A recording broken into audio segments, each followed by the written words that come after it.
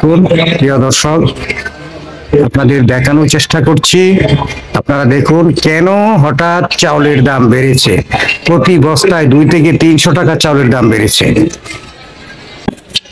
প্রিয় দর্শক, আপনাদের দেখানোর চেষ্টা করছি, আপনারা আমার সঙ্গে থাকুন।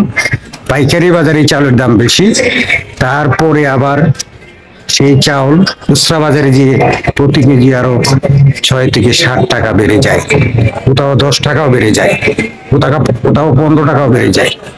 বেশি বাড়াইছে নিমে মঞ্জুর সাগরে আর একটু বেশি আরো দালা কিনাই না বেছে চাপাই নবাবগঞ্জে বড় বড় মেলার গো ধরবে রাগু গল আজকে আনছি ধরেন 2500 বেচলাম 2510।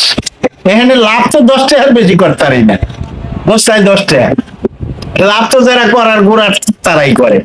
ধান কিনলো 1200, চালের পড়তা পড়লো 2400, বেশ 3000 3200 3300 লাভ করে। হ্যাঁ, আমরা কি লাভ করি দাদা?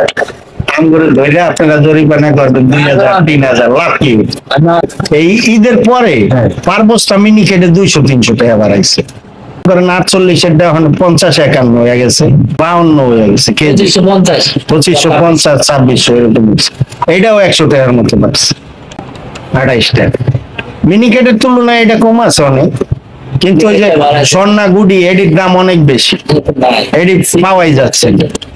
স্বর্ণা কত করে? স্বর্ণা এখানে পাইকারি বিক্রি হইতেছে 55 54 58, যদিও 2-1 ঘরে থাকে এই দাম বেশি। আর গুডিটা 48 49 কেজি, 50 48 এটা গুডি। আর স্বর্ণা 5 যেটা ওইটা হলো 55 54 58, মানে যেটার চাহিদা বেশি ওইটার দাম বাড়ে।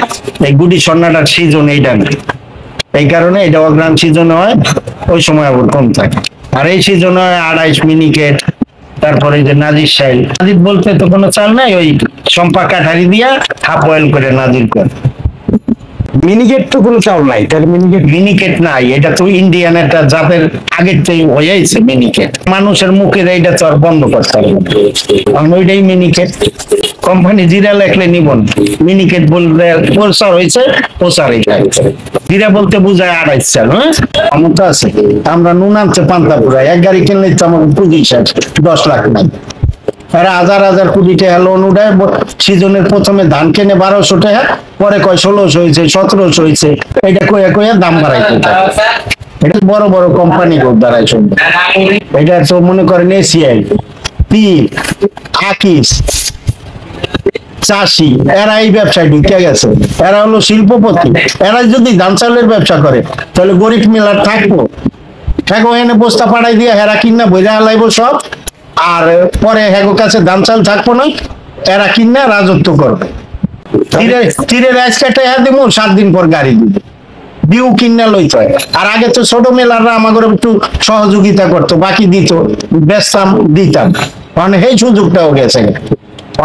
আগে ডিউর মতন টেহা দিয়া ডিউ কিনতে হয়, পরে মাল আসে। আর আমাকে কোনো সুযোগ নাই। পুরো চাউলের বাজারটা সিন্ডিকেটের হাতে চলে গেছে। বড় লোকের হাতে চলে গেছে, ডাইরেক্ট কথা। আমি সিন্ডিকেট কইতে চাই, শিল্পপতির হাতে চলে গেছে। যার টাকা আছে এর ব্যবসা, যার টাকা নাই এই ব্যবসায় আর নেই। সিজনে 1200 টাকা এমন এই জিরা ধান, মানে মিনিকেটটাই জিরা, এই ধানটা কিনে রাখে 1100-1200 টাকা, ওইটাই বাড়তে বাড়তে 1800 2000 1600 1500 এরকম কইয়া দামটা বাড়ে চাউলের। কিন্তু কিনছে প্রথম, গরিব মেলারে কিনতারে নেই, বড় লোকরা কিনছে দাম। মানে কি করবেন আপনি? তো এই দেশটাই এরকম। পরোটা 4 টাকা বেচবি, 4 টাকা বেচবি না, 8 টাকা বেচবি, 2 টাকা আমার, 6 টাকা তো। এই দেশ হয়েছে এটা। এই দেশের প্রতিটা ব্যবসায়ী জিম্মি হয়ে গেছে। সরকার ধান কিনছে, সরকারি ধান কি সরকার পুলিশের জন্য কেনে, আর্মির জন্য কেনে, আনসারের জন্য কেনে, কাবিকারের জন্য কেনে, ই দিয়ে চাপ দিয়ে। আবার এই ধানটা তো ওই মেলার কাছেই যায়, বেচে তো মেলার কাছে। সরকার কি আর ধানের চাল বানায় বেছে? ওই ধানই বেচছে না। প্রিয় দর্শক, যেমনটা বলছিলেন, চাউলের ব্যবসা এখন চলে গেছে শিল্পপতিদের হাতে। এই চাউলের বাজার এই অল্প কয়েকদিনে ঈদের পরে প্রতি বস্তায় 2 থেকে 300 টাকা বেড়েছে। সাধারণ মানুষের অবস্থা কি হতে পারে? কোনো নিয়ন্ত্রণ নাই বাজারে, নিয়ন্ত্রণহীন একটা বাজার। সাধারণ মানুষ, খেটে খাওয়া মানুষ এটা ভুক্তভোগী।